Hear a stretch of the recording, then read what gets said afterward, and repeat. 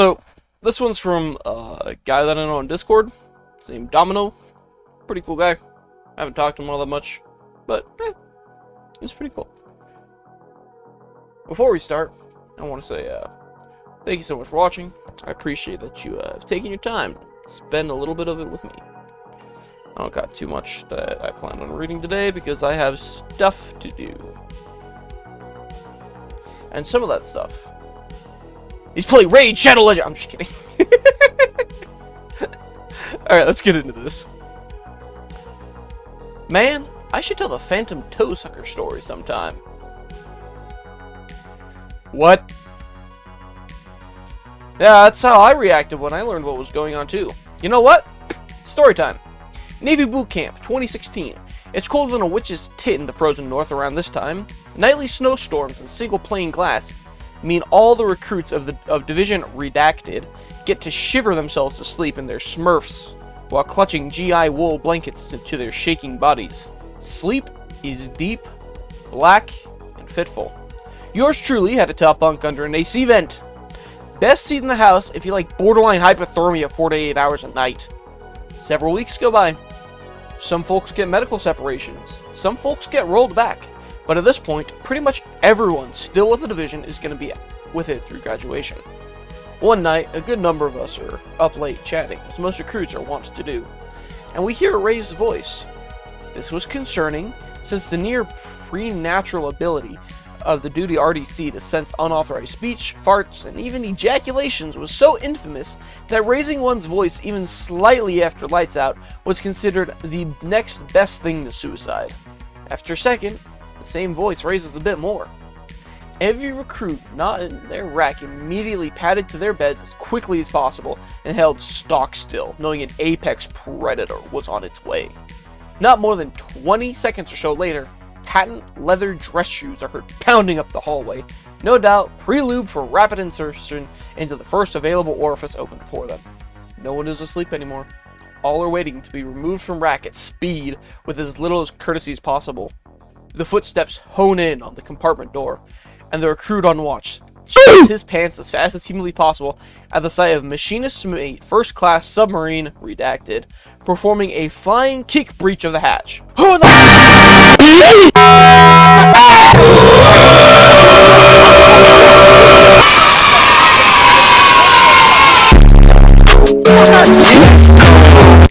ever having heard, seen, or been told of the participants in the altercation that triggered his altruism, MM1 honed in on the two parties responsible with all haste. I was too busy looking busy with 10 cats to pay much more attention. But after much more extremely creative profanity, which I struggled to recreate later in my career even as an E5, the two birds were hauled out of the space, never to be seen again. A day went by. Then a week. Then one day during a holiday routine, some petty officers from the legal office came in and began interviewing each recruit in turn until all 88 of us had been cycled through into the shark tank. Every man that went in there came out different.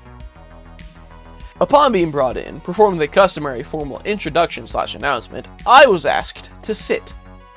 This was a big red flag. As a recruit, you are never asked to sit while your superiors stand. Ever. The first of several fat drops of sweat began to bead between my shoulder blades. Recruit Domino, do you recall the altercation between recruits Schmuckatelli and Sunshine? Yes, petty officer. Oh, do you know what it was about, Recruit Domino? No, petty officer. Okay, I'll ask you right out. Did Recruit Sunshine sexually assault you? No, petty officer. Are you sure, Recruit? See, I was 6'1", 225, and full of American spirit at the time. The mere idea of someone trying anything of the sort was so far out of the realm of possibility for me that had any such thing ever come close to occurring, I would have had a distinct memory of it. That there was any question of that in the mind of my interrogators was deeply, chillingly concerning. After all, when could anything like that have possibly occurred, especially without anyone's knowledge? Oh, I would find out that very moment.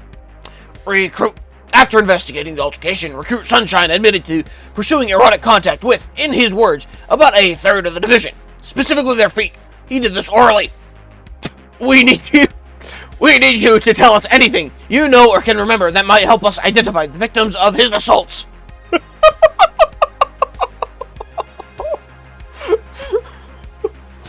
Never in my life did I think I could feel such a violation.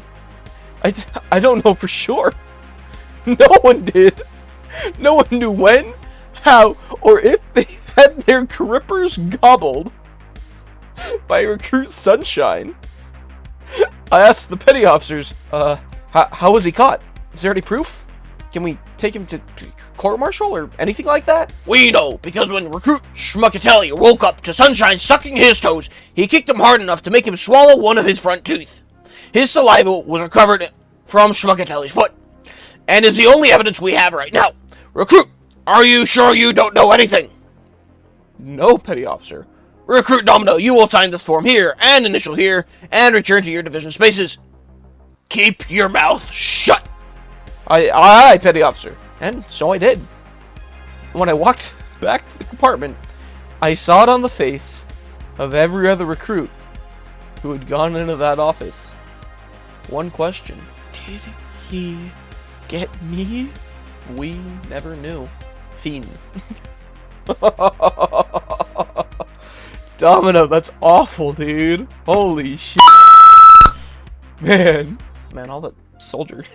all that soldier TF2 yelling hurt my throat, which isn't great coming off of me being sick over the weekend. But when be a 30-year-old fat positive independent feminist. It's 1:49 p.m. I've only been asleep for 14 hours. Roll over and nap. Doorbell rings. Assume it's a white male coming to rape me. I begin to cry. See male van parked outside. I realize it's the vest I ordered. Make the arduous journey to my front door. The mailman is a white male, and he's giving me rapist hate glare. I begin to sweat and hold back my tears. He hands me my package, and I sign for it. I ask why his title is mailman and not female person.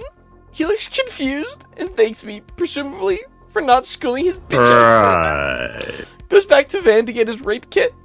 Slams the door, bolt 12 locks, grab a box of Pop-Tarts, a jar of Nutella, 2 liters of Coke, an industrial-sized bag of Doritos, 2 box of 12 sticky glazed custard chocolate cream-filled donuts, and go back to the solace of my bed with my package. Set it aside for later while I check Tumblr. Post photo of my fear tears and tell my narrow escape at the hands of the rapist mailman. Part 2. Fill my blogs with various feminist posts and photos of brave, beautiful, real women with stretch marks, cellulite, and stomachs that hang down over their thighs, like they're supposed to. Take my vibrator from my top drawer and scrape the Cheeto dust and Reese's Pieces crumbs from my hardened, sticky goddess privilege juices. Man, why do you gotta do Reese's Pieces like that? I wanted some Reese's Pieces later, but now I don't. Masturbate for 3 hours to photos of chiseled, tanned, white men. Realize that I'm out of food and that I have to eat soon to keep my metabolism working at 100% efficiency. Decide not to binge and order a pizza because it's a vegetable. 18-inch double sausage, triple pepperoni, bacon, Texas barbecue, salami, quadruple cheese, nightmare, heart attack special with olives, please. I'm watching my figure. 2 sticks of cheesy garlic bread, 1 tub Ben & Jerry's New York Super Fudge Chunk, 1 tub caramel choo-choo, 1 tub strawberry cheesecake. I'm watching my figure. 2 2-liter bottles of Coke and 1 small can of Diet Coke. Part 3. Go to Tumblr and tell them of the rapist stalker that harassed me on the phone. All that talking and social, feminist, empowering blogging has left me exhausted. Sweat trickles from my brow as I roll over and nap. Doorbell rings and I go answer. I am disgusted with the deformed creature standing before me. He's white, he's got a pot belly, clearly hasn't shaved in at least 2 days, isn't wearing any product in his hair, and is staring right at me with his demon blue eyes and self-entitled molesting smile. He probably uses 4chan. He tells me, oh, hey, your Adventure Time t-shirt is pretty cool. I am not a piece of meat for you, the true lover, you sexist pig. Need to stop this future rapist in his tracks. raise my arm to expose the glorious, thick brown hair protruding from my pits. A real woman will scare away this rapist pizza boy. He gags and covers his nose. My plan has backfired. My pheromones are clearly driving him into a fit of sexual rage. I grab my food, scream, throw money at him, slam the door, lock it, and pray he doesn't break in like a ravenous, sex-craved misogynist zombie. Bad thought of fair. Eats to regain my strength as I Tumblr. See photo of Ryan Gosling with that disgusting, anorexic skeleton, Eva Mendes. Oh, she's hot. He couldn't handle a real woman. Masturbate while crying. It comes so hard. I release a watery, bootylicious fart. Oh. Hope the smell doesn't attract 4chan rapists. Blog about how courageous I was when fighting off the rapist pizza delivery demon. Post photo of my fear tears. Nap. Wake up and see that it's dark out. Close the blinds to keep my beautiful, natural visage away from the eyes of potential rapists. Remember my package. Get so excited that I begin to sweat and gasp for air. It's my new supermodel vest. I put it on and begin to cry because I look so beautiful. Post photos on Tumblr along with close-ups of my feminist empowerment tears. Roll over and think of how brave and courageous I am to have made it through another day in a world full of white rapist demons that see me as nothing more than a sex object. Wow, I was committed to that role. Is this a normal way for humans to store fat, or is it a result of the clothes we wear? It looks like he's either got hepatitis or cirrhosis of the liver. Result of the clothes we wear. What? No, it's the result of 80,000 years of evolution. Men get rape gut, women get pregnant butt. Rape gut helps to hold the woman still during rape. One limb for each limb, and then rape gut to hold her vagina down. The American school system, ladies and gentlemen. R/NBA. Is it legal for players to kiss as a strategy? It's an off-season question, but I'm serious. Let's say that it's the finals game 7 in crunch time. If LeBron starts kissing Kyrie, not a single defender will be watching the ball, leaving JR open for an easy three-pointer. Would LeBron and Kyrie be called for a technical, or would the points count? The rules say technical fouls relate to unsportsmanlike behavior, but I don't see how this is unsportsmanlike. It's just the most uncharacteristic thing ever. What say you guys? Yeah, comment below. Is it legal in the NBA for the players to kiss as a strategy? Man, if you're looking to drive up views, that's how you do it. Hey, WNBA, you want some tips to drive ticket sales? I got an idea.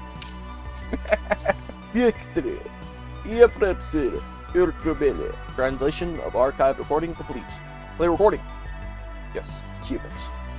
Don't even get me started. Our kind and theirs keep our distance from each other. Officially, anyway, which suits me just fine. Humans are crazy. The rest of the galaxy's learned by now. Just let them do their own thing. Fight amongst themselves. You've probably heard about the ones who learned the hard way. The ether and the but that's neither here nor there. I just want to tell you about how rotting crazy humans are. Especially this one bunch of them I had the wonderful pleasure of running into. Now, you might have heard how big humans are on religion. When I say big, I mean it. Their entire history is filled with killing each other in the name of some god or another. Even different versions of the same god, if you ask some religious scholars. I know, that's strange. A lot of the other races have a unified religion. And of course, we don't have any. One reason the humans haven't gotten together and taken over the whole damn galaxy is all that difference, I'd wager. Not just religious difference, but political difference too. And anyway, where was I? Oh, right. A small batch of humans. They're a strange bunch. You can find their messages if you look hard enough on the extranet. References to, well, let me describe it from one or two of the hollows I've seen of it. Imagine a pile of plasma casters. I mean, every type, every different manufacturer. Now imagine someone shaped that pile of casters into a cube. Got that image in your mind? Okay. Now for the kicker. Some nutjobs worship the damn thing. They treat it like it was some sort of god itself. I mean, sure, the Juran have their idols, but this is a running pile of weapons, shaped as a cube. That's not even the worst of it. They send members of their cult around to any conflict spots. Now, usually it's a human conflict, but they go to any they can. Remember the war we had with the Ithran before the humans wiped them out? I was in the service then.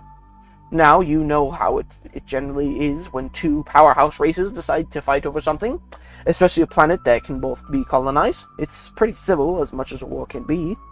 Everyone commits their forces, slug it out to try and control the population centers, and the victor gets the rock where the lesser sulks off for diplomatic concessions. And you know how that war was started with the Ithran wanted the colony we had. Anyways, I was stationed with a planet-side garrison. We controlled the capital city at the time, and we were fairly entrenched. A few skirmishes here and there. My guess is the Ithran were probing our defenses. Then it started to get weird. One night, out of nowhere, there were dozens of... I could only describe the sound as being like thunder, but not shorter. A few scouts were sent out to investigate, and one found the Ithrani squad slaughtered. And the strangest thing was their wounds. They didn't have the typical burns and melted flesh that plasma casters leave, but instead punctures, like they had been stabbed. We didn't even think of it at the time, but it turned out they had been massacred by kinetic weapons. I guess that spurred the Ithran into action, because over the next few days, the fighting at the capital became a lot more intense. We were actually getting pushed back by the enemy offensive when those cracks of thunder started to happen within the city. Ithran officers started to die. To this day, it confuses me. The Ithran were scouring what territory they held. We started looking too. But as far as I know, neither of us found where or even who that fire was coming from. Not right away, anyway. And I'm getting to the good part, trust me. I was unlucky enough to be picked out for patrol of a contested area, though we only ended up waltzing into an Ithran ambush, and that would have been the end of me. They outnumbered us, at least 3-1. At first it was a massacre. We got caught with our feet in the mud. They were set to wipe us all out. I'd call it pure luck that we lasted as long as I did. But with my caster overheated, I was about to die too. This crack started sounding. First it sounded like they were behind me. We're in apartment buildings.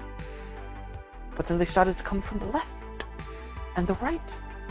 Then ahead of me. But it was the Ithran's turn to be massacred.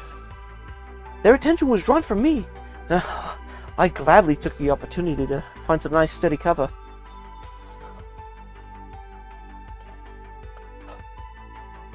It went silent after a few minutes, although damn if it didn't feel like an eternity. I dared to peek out, and all the Ithran were dead. All of them. Then I heard something move behind me, and cursing my caster for overheating, I prepared myself again for death. But after standing there, waiting for a minute, not being shot in the back, I finally turned around, and what I saw changed everything. A damn human, holding some sort of weapon. It looked like it was made more from wood than it was from steel, in an outfit I will forever recognize as belonging to that cult. Really couldn't believe it. The humans had absolutely zero interest vested in this battle, as the history later provided the Ithran did not take well to any amount of human presence. He stared at me for another minute, before he finally shook his head and uttered these words in the human language of English. "Get out of here, stalker." At the time, I didn't know a word of their languages, but I did know that he wasn't aiming his weapon at me, and he didn't seem like he was holding me there. I grabbed my caster and ran back to my base as fast as I could. Looking back, it was pure luck that I didn't run into any more patrols along the way. Command refused to believe that I saw a human. I was just a young soldier at the time, whose entire squad had been annihilated by the Ithran. I believe my word, after all. The humans hadn't shown any interest in our affairs. As I understand it, eventually the Ithran, and even our own command, realized that at least a small band of humans was present in the capital. No more than 100. The human government denied even knowing that a group had gotten involved, let alone authorizing it. We were skeptical, but grateful that they seem to be aiding us. Not once did they fire on our forces in that war. The Ithran, of course, took greater offense to the intrusion. And you know how that went. Want to know something absolutely insane? One day, I woke up in my barracks, and a small plaque was on my rock. I have no clue how they managed to get past our security without having someone on the inside. But someone in that damn cult had tracked me down and left a memento. I still have it. It's in a different language than what was spoken to me, though. Half of it is in an alphabet that doesn't even get used that much among humans. I actually ended up spending several years tracking down a human linguist who could translate it for me. Well, do you want to see it? Fine, give me a second. Rakti, Niet Baronja, Mibir Grosklein, Seraptabid, Ave Nexalia, Saluto Nexalia. Hehe. Space Murder Cute.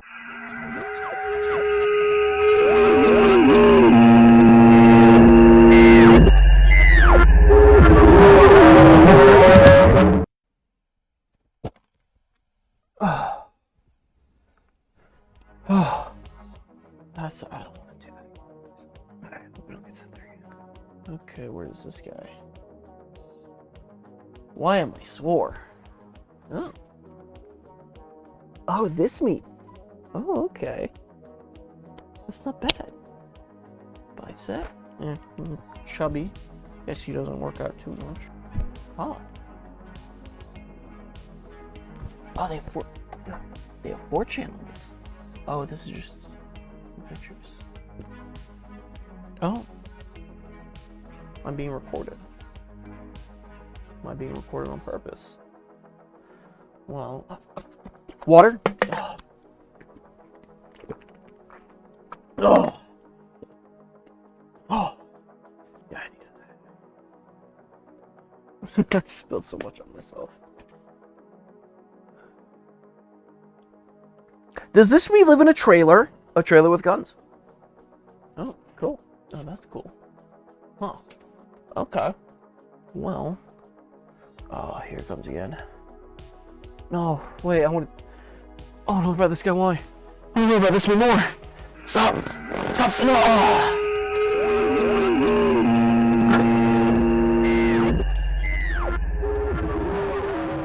I think I need to eat some more. I need some more iron in my diet. I just gotta black out there. Here's the last one. This is my new hobby. Basically, my parents are extremely homophobic. They pretend to be caring liberals, but we're so disappointed when I was gay, and my aunt said she was crying when she told her on the phone. They're mad because I'm their only child, and my dad says he's embarrassed to tell his friends, but they still accept me. To troll them, I intentionally engage in gay PDA with my boyfriend when they're around. Constant tongue kissing, ass grabbing, feeding him with my fingers at the dinner table. I make sure my parents are watching. I also moan super loud when he's in the house, so my parents know it's going on. And just recently, I did my final troll. During a thunderstorm, I said, "Mom, Dad, help me! There's a massive leak in my room!" My parents are obsessed with house maintenance because they're disgusting boomers. So they rushed up to see what it was. They opened my bedroom door to see They